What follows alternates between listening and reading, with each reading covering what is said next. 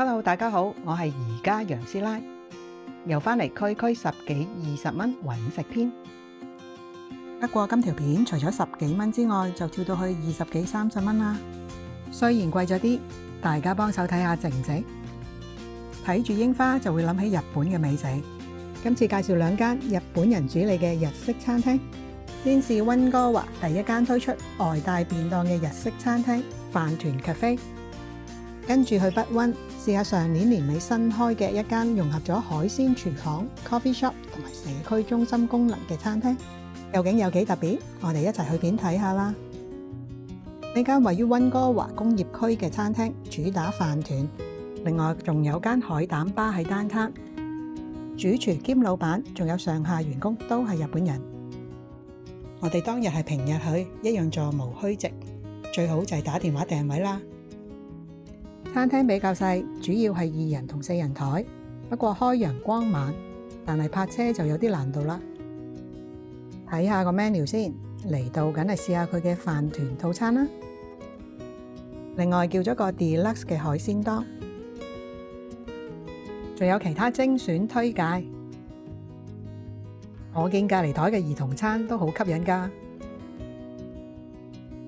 主角上場啦，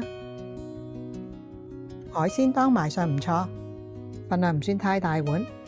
睇下有啲乜嘢魚生先。呢個 deluxe 海鮮檔有生蝦，呢個應該係海膽碎、帶子、三文魚、吞拿魚，呢個係野生嘅三文魚、熟蝦、魚子，一共係8樣嘢。可惜當日冇新鮮嘅海膽，更正唔係海膽碎，原來係三文魚碎同埋吞拿魚碎。魚生解凍做得好，所以唔會覺得又濕又腍，爽口鮮甜，配上北海道米，的確唔錯。跟住出場嘅係飯團套餐，有沙律、冷麵，是日精選係炸雞，1件招牌飯團，仲有2款 side dish。玉子細件精緻，呢杯特色冷麵底層係蕎麥麵，配上啫喱狀嘅凍高湯、鵪鶉蛋黃、白色嘅山藥泥，加埋綠色嘅 wasabi 飛魚子，非常之特別。主菜係炸雞，不過就唔夠熱。跟餐嘅飯團本身係冇餡料，我哋加咗急凍海膽同真嘅蟹肉，不過味道唔算太突出。熱辣辣嘅麵豉湯有本菇、昆布同埋蘿蔔，而且仲可以免費添加㗎。除咗堂食，有預製嘅食品可以外賣。食飽飽，探埋個特色洗手間先。呢餐好似返咗鄉下食一樣，好有日本嘅小店 feel。雖然食唔到新鮮海膽有啲失望，但食物質素有別於普通嘅日式餐廳，新嘗試夠特別，下次會去單攤試佢另一間餐廳海膽吧。跟住轉場去北溫呢間攞滿分嘅日式餐廳，入去參觀下先。上年年尾先至開張，攞滿分，梗係要拜訪下啦。樓底超高，仲有樓上雅座，上去睇下先。閣樓都唔細，空間咁大，坐得舒服。由於當日係平日，而且落緊雨，又係包場時候，除咗堂食之外，仲好似日式嘅超市咁，乾貨濕貨都有得賣㗎。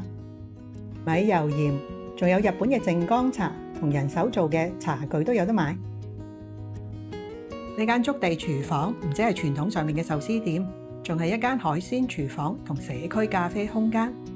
老闆希望多啲人認識日本嘅魚市文化同知識，真係有得食、有得睇，又有得買。參觀完，梗係坐低醫下肚先啦。選擇唔算多，可惜壽司拼盤暫時未供應。我哋叫咗1碗三文魚飯同鰻魚飯，另外加咗碗麵豉湯，前菜係醃咗嘅帶子同昆布，仲有個細心位喺鰻魚飯上高放上咗 wasabi 同埋柚子胡椒，簡單又精緻，成碗飯升咗呢，好似高級日本料理咁。細細條鮮嫩嘅烤星鰻淋上咗佢哋自製嘅醬油，有少少嘅甜味，完全唔使加任何嘅醬汁，都已經好好味。望落去好似有少少幼骨，不過食落去就真係一啲都唔覺。另外呢款三文魚飯質感爽甜，同平時食開嘅完全唔同，唔知係咪日本產地有關呢？配上碎魷魚同自製醬油，一樣唔使加其他嘅調味料都好味。反而另加嘅麵豉湯唔夠熱就差咗啲啦。不過當日冇試佢嘅咖啡，留返下次。職員話海產係由日本嚟，可惜當日冇藍鰭吞拿，所以就買咗呢幾款返屋企試下。仲教我哋魚生解凍一半後先至好切，咁就會靚仔好多。我哋當晚返去即試魚生，食下先記得影相。油甘魚嘅油份足，唔算太漏，唔知係咪少食多滋味？屋企人都話好食。黃鰭吞拿就比較爽甜，各有所長。溫馨提示：而家北溫路邊大部分都要俾停車費，呢間餐廳嘅後邊反而有幾個免費停車位。今次嘅體驗幾特別，真係貴精不貴多，用親民嘅價錢就可以食到新鮮嘅日本食材。下次會試佢嘅壽司拼盤。職員好健談，有問必答。原來成年嘅油甘魚係叫做ブリ，真係長知識。